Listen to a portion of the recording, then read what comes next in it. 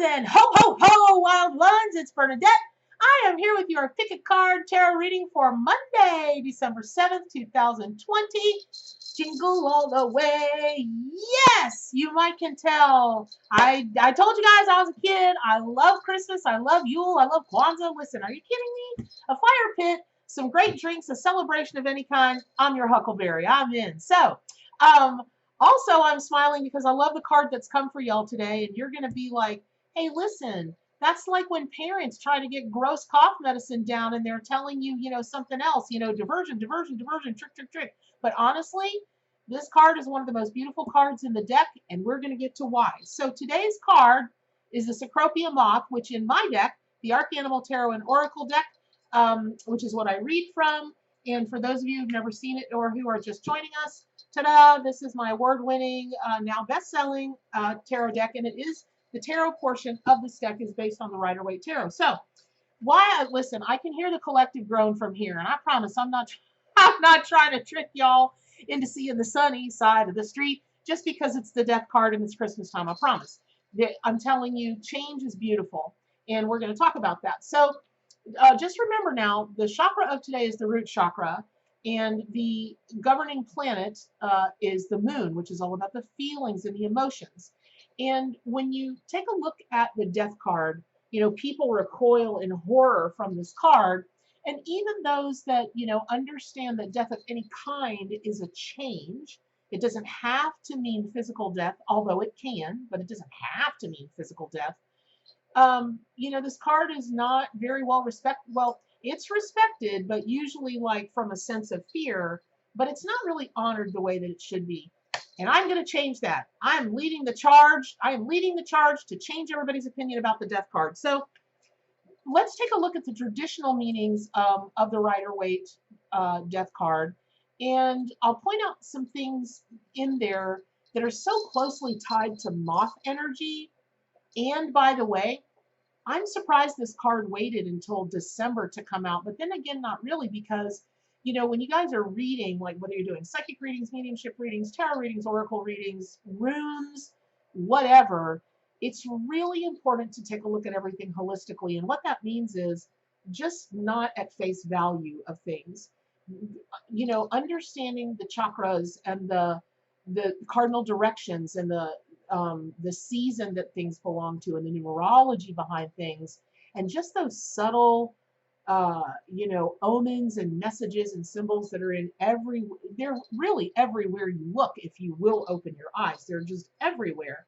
And you start to put that together. It can be a little slow when you're first starting. Like I used to keep a pad and paper and I'd jot things down, and then like a week later I'd be able to play connect the dots, and now it just happens. But I've been doing this a long time, right? So it will eventually all just like fall into place for you. And it's important. I cannot stress enough, because I know so many of you guys out there are healers of all kinds. I know you're readers of all kinds. You're intuitives. I know you're empaths. I know you work in the clairvoyant world. Whatever label you want to give it, when you start to pull all these little threads together, oh my God, you'll have the most beautiful tapestry. So, taking a look at the death card in the traditional meanings of the Rider-Waite Tarot. Again, you guys, I'm all about the positive, bouncy, flouncy, trouncy, chauncey, sees fun, fun, fun, fun, fun. But death comes to us all, and it does. That said, that's physical, but then there's emotional, there's mental, there's death comes to something when you want to change. I mean, listen, when I see on a menu death by chocolate, I'm like, take me now, because I'm going in. And, if you decide there's a job you don't want or a way you don't want to be, that you want to die so something else can reemerge in you that's more, more of whatever it is that you want. When you want to, anything you want to change from, that's a death of one kind and a metamorphosis to life. Who doesn't love that? So when you take a look at this change, okay, yeah, the Death Tarot card is a predictor that it's going to be uncomfortable. Some people thrive on change. You Sagittarians, you're not happy unless things are changing minute to minute to minute. You Geminis and Libras and Pisces, you live in that yes-no place. You're so mute. Oh my God, you change like minute to minute to minute. You never, you guys are like a box of chocolates. You never know who you're going to get. But and not all of you, but the vast majority of you. Let me just say. So yes, it could be potentially scary. It is going to be a little bit uncomfortable. Okay, would you go through a little bit of uncomfortableness or a little bit of fear to on the other side of it have something so beautiful that it doesn't even seem real, that it really does seem magical, except for it really is real, which is one of the reasons I love the death card. It proves to you magic is real. Anything you want to have be magic, fantasy, it's real. It can be real for you. You just have to be willing to make the changes to go through those little deaths, those little deaths to get up to the big life. That it, I get it. It's hard. Listen, you guys, I talk about all this stuff. I teach all this stuff. Don't think for 1 minute there aren't minutes in my life that I'm just like, because there are. You just got to move through it, move through it, move through it. So one of the big things I love about this card is if you take a look, and I missed this when I was a beginning tarot reader. Somebody had to point this out to me, and I had to like, what? It's where you look on the traditional card and you see the sun rising between the two pillars. So those towers, they represent, they can represent very much like in the High Priestess card, I think it's the Yid and the Yod. I'd have to look back and remember. It's Monday, you guys, and I'm going. My mind's moving a little too fast. Of course, that could be a caffeine too. But, anytime you see pillars, that's a gateway to the heavens. That's a gateway to higher learning, higher knowledge, wisdom. And when you take a look at the sun, and all, you could also say it's a gateway to eternal life. The sun rising between the towers is very, very much like my moth in the death card. Moths are attracted to the light, and when the moon is not there or there's something shining that's brighter than that, they're instantly going to go towards the brightest light that they can. And that's one of the biggest reasons that Cecropia Moth wanted to be the death card in tarot, is because they're always looking toward the light, always looking toward the light. And even when things are fearful or uncomfortable or flat out traumatic, always look toward the light, always look toward the light, always look toward the light. So that said, if you'll look towards it, the light will shine on you and it will light your path. It's like you won't even have to try. The light will meet you where you are. Now, if you're like doing this, doing that, okay, who doesn't do that in a scary movie, right? In a hack and slash movie. I don't watch them. Ridiculous things. But you're only going to get part of the light. And you want that light full on your face, showering you with all of its golden blessings, all of its warmth, all of its passion. Open up to the light, right? Whatever that means. Me, I got a friend coming over on Sunday. I'm getting some rum chata. Oh, and he's my best friend. And we're just going to sit out and we're going to have a hootenanny on my porch with my fire pit. Who knows, if I have enough rum chata, maybe I'll video a little bit of it. And we're just going to talk about stuff. That's the light to me. Even when it's going to be pitch black and 35 degrees in Florida, the light is going to be right there in my fire pit. So the light doesn't have to be the sun.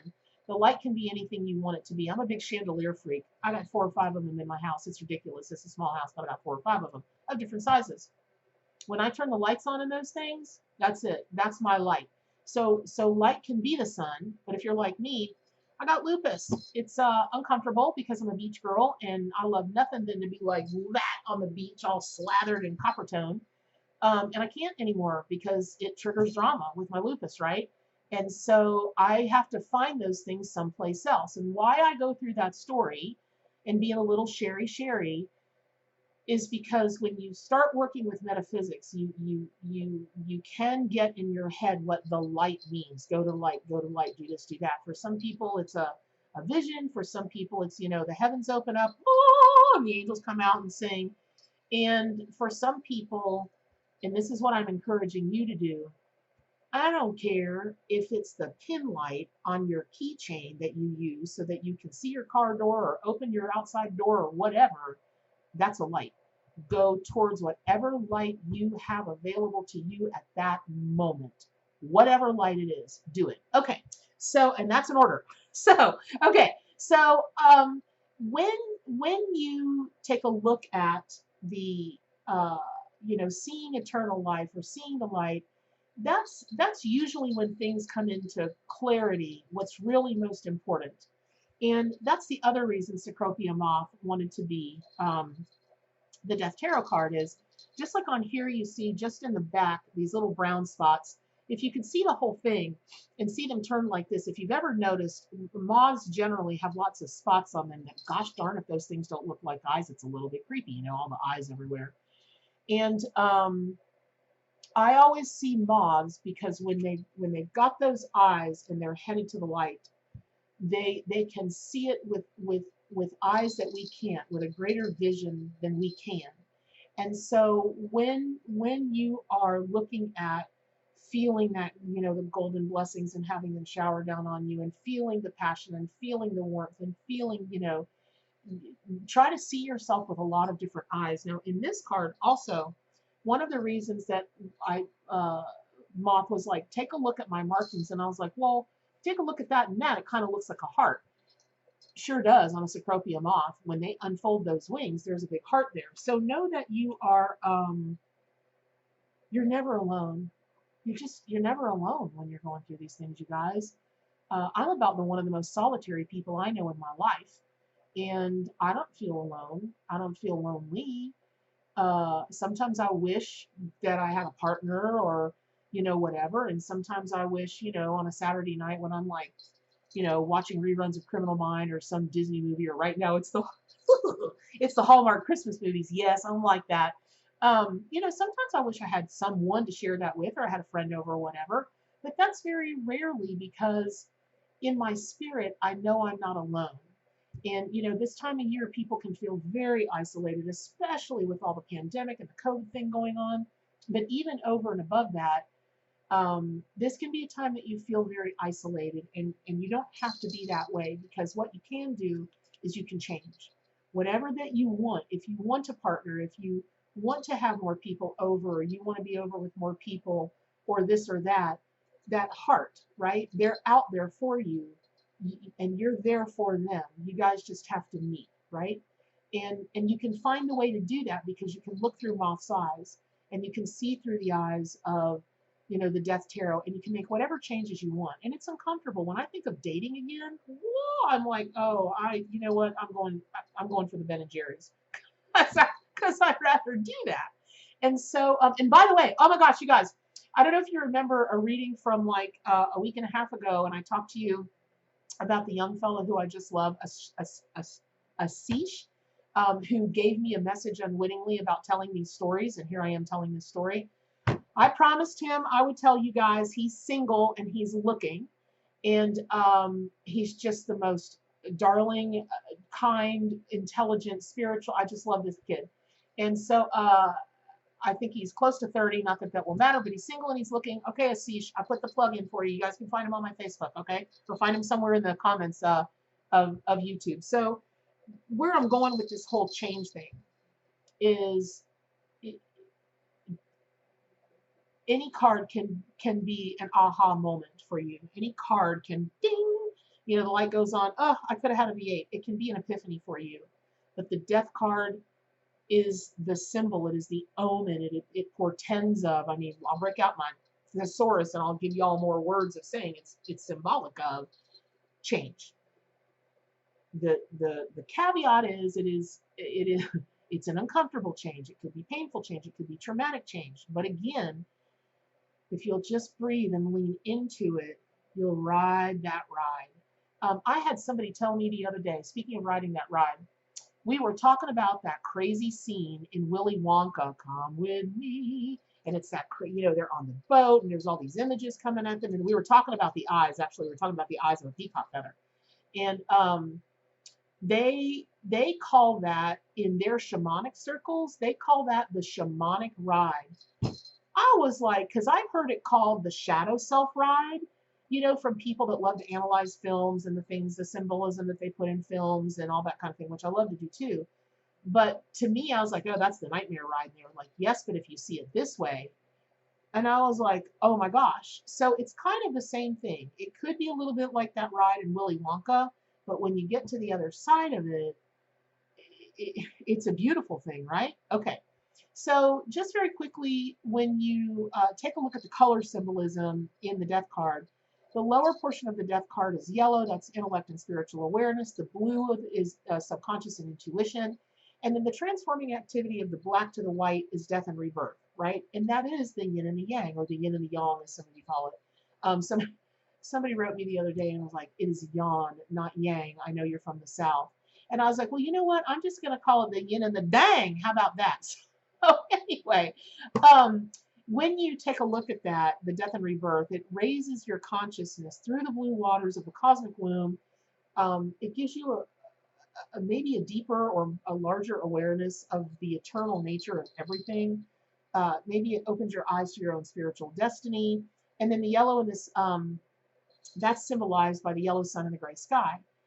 Then when you take a look at the horse, of course, that's going to harken back to the chariot card, where it's all about forward movement and it's all about victory if you will allow yourself to move forward. And horses are power and their strength. And what that is telling you is no matter what this change is going to be, you may think you don't, but you do. The animal allies know you do. I know you do. And it's time for you to know it too. You've got the strength inside of you. You know why? Because no one's forcing anything on you. You've paid the sacred contract for yourself. You signed up for it. And most of us are, I mean, my God, we're not all, you know, I tell y'all all the time, I'm not the sharpest knife in the drawer, but even I'm not dumb enough to pen myself a sacred contract that I know it's going to whip me. I don't need the universe to open up a can of whoop ass on me. I got enough of that in my own life doing it to my own self. I don't need that. And neither do you. And what that means is you've got the strength. It's inside of you. You've just got to call it out. You've got to remember it. You got to unwrap it like a Christmas present or a Yule present or a Kwanzaa present or any kind of present, right? All right. So one other thing I want to point to, because it may be one of the most symbolic things on the card, is the white rose. And if you look on the flag, that's actually a white rose. And that represents sacred, divine love. Again, you're not alone. Here's why I can tell you that. So I can't prove it to you, but I really believe that we are the universe and the universe is us. That means you have unlimited power at your fingertips, in your heart and your spirit. And you're never alone because you're always with yourself, which is as big and powerful as the universe because it is the universe. How simple is that? It's just so simple. Now, getting people to buy it, that's a horse of a different color. I talked to a gal, I don't know, a few days ago, and she was asking me, she was like, so I want to change up things in my marriage. And so I just, I breathed a deep breath, because that's what it means to be psychic, to know what's coming before it's coming. And she went down this list. She brought herself like it was a naughty or nice list, and I was Santa. And she said, so do you think this would be a good idea? Do you think this would be a good idea? Do you think this would be a good idea? And I asked her, like I do in every reading, I said, well, can I shoot straight with you? And how personal can this be? She said, listen, yes. I said, there is nothing on that list that's going to help you. There is no help for you because you right now believe that everything is outside of you. And she said, well, what does that mean? And I said, and I just went down this laundry list. This and this and this about you in the last 3 years of your life. Is this true? Yes. This and this and this. Is this true? Yes. This and this. And she started to get uncomfortable. She's like, I can't believe you know these things. I'm like, and yet you asked me because you believe that I'm an honorable, ethical, psychic practitioner, mediumship, and shamanic journeyer. So she was like, well, yeah, all those things are true. And I said, it wouldn't matter if you could whack those crystals up, dissolve them, and drink that stuff. And I said, and a lot of people do that. They've got those, cracks me up every time. They've got those big plastic things, and you put the crystal under them, and it powers up the water. I don't doubt that it does. And I don't doubt that it gives you a boost. I take my vitamins in the morning. Yes, I do. But, and I wear my shaman stones, and I have different color candles. Oh, I forgot to light the candles. All that. I do all that stuff because I like it. It makes me feel comfortable. But if I lived in a box that I didn't have access to those things, I want to hope that I could find my way to my own internal battery enough that I could juice myself that way and don't need all the external. So we talked and I said, okay, listen. I said, let me ask you a question. I said, when was the last time that you actually, what, that was a different question. Let me stay on my train of thought. I'll make this short. So she said the classic, I always take care of everybody else. Oh, no, she said, I always take care of everybody and I never take care of myself. Classic line. And I said, that's not true. That is a fallacy.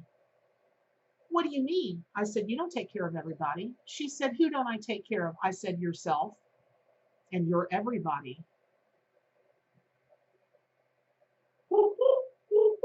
Crickets. That hit her. She was shut through the heart, and I was to blame.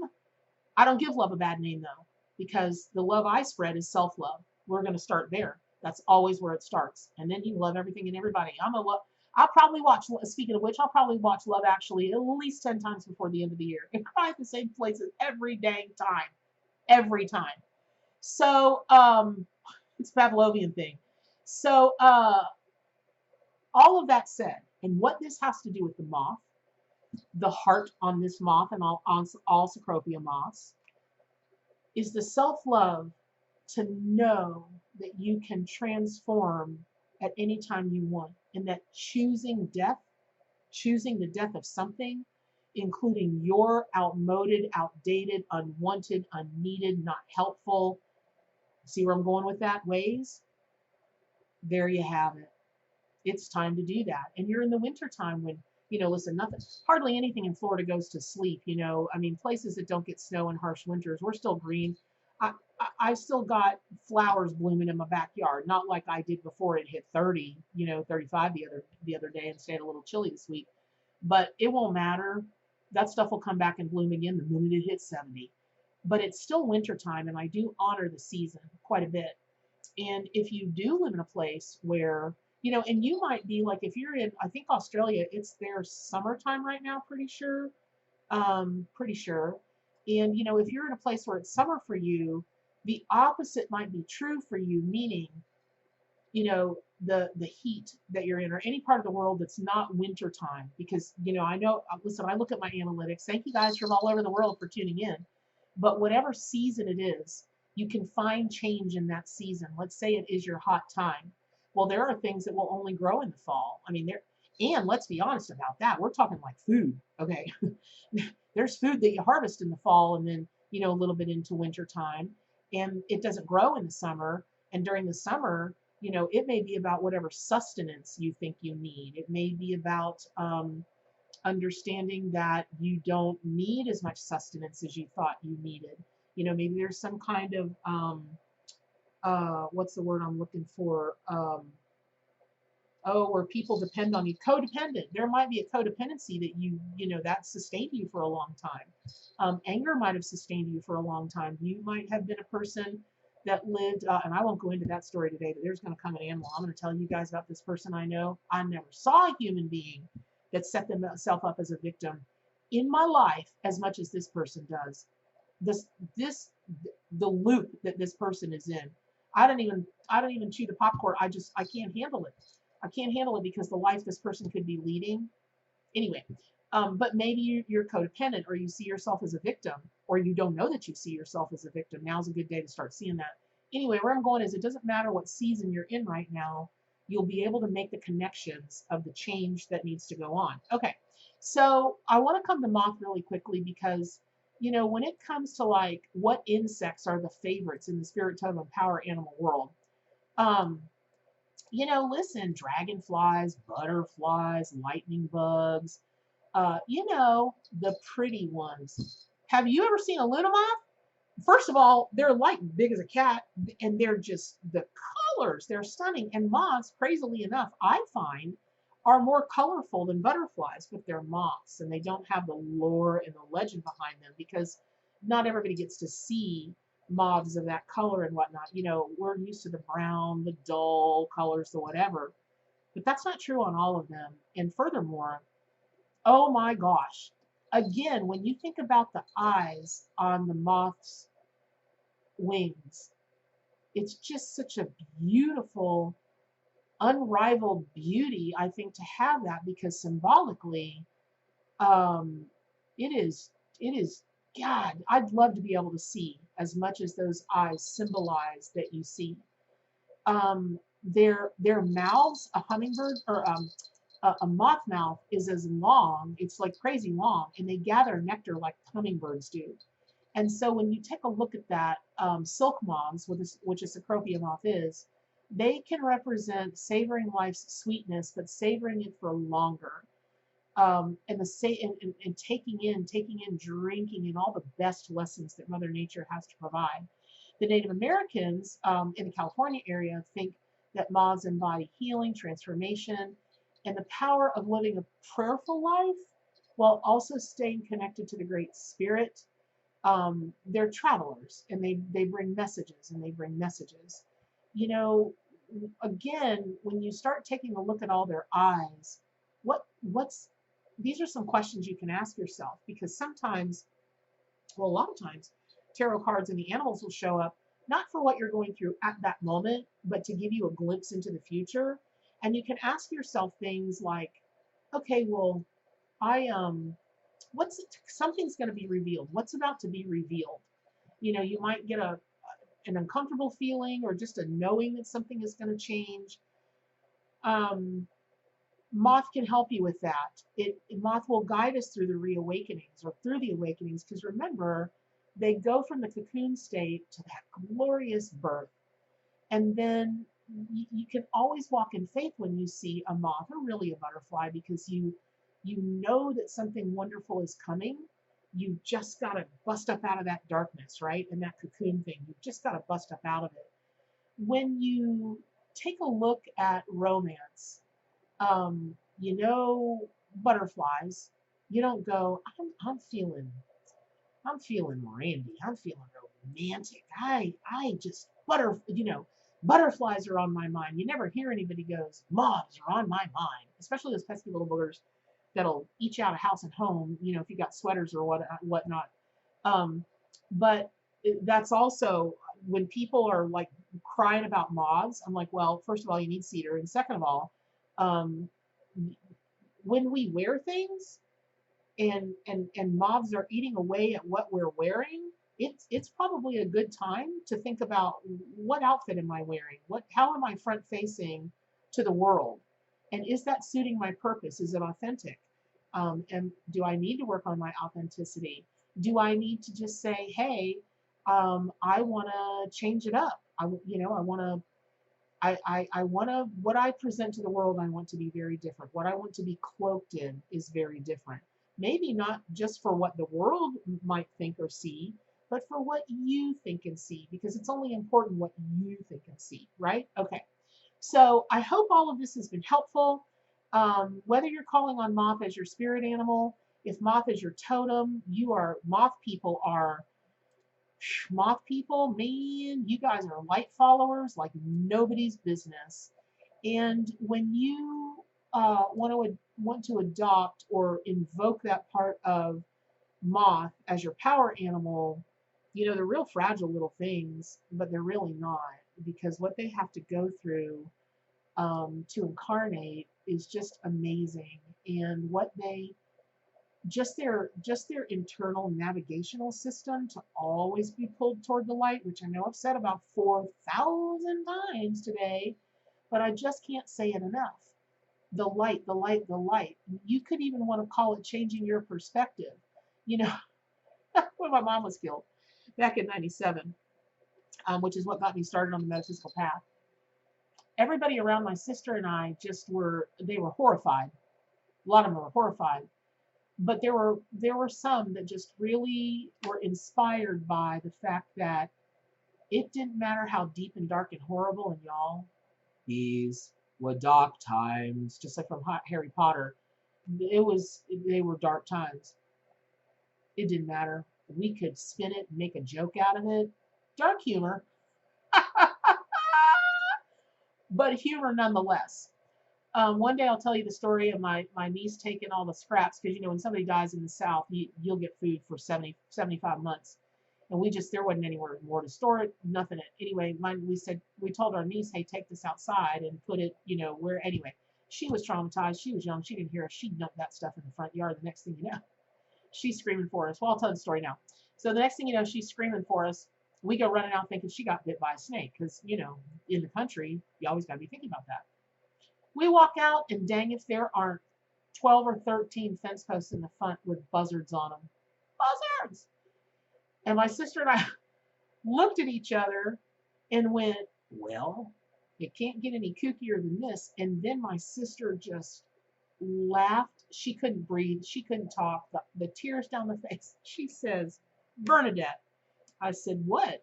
She said, the neighbors are going to think we dumped Mom's body in the front yard because, you know, no one would ever think, you know, there's like a dead body laying in the front yard. Anyway, I don't know. At the time it was funny, and it's funny now too, but no, they wanted the remnants of the fried chicken and the beans and the whatever. And I mean, that yard was cleared out like that. But to walk out and see 13 buzzards on your fence post and your poor niece standing in the middle of them screaming like it's the birds, it was just the funniest dang thing. So anyway, I hope this has been helpful to y'all.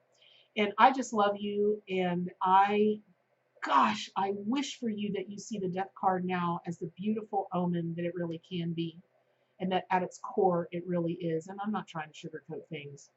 You already know it's going to be uncomfortable. It might be painful. It might even be traumatizing. But really out of that is going to emerge beauty. Maybe not, maybe it's going to emerge beauty. So you heard it here first. All right. Pick up your copy of the Arcanimal Tarot and Oracle deck. Hit that little bell. Subscribe to my YouTube channel so you can get all the spirit, animal, shamanic, psychic, tarot, metaphysical, spiritual goodness, because it's all right here. All right, you guys. All that said, what's the most important thing? There is one thing you should never, ever change, and that is what? Stay wild!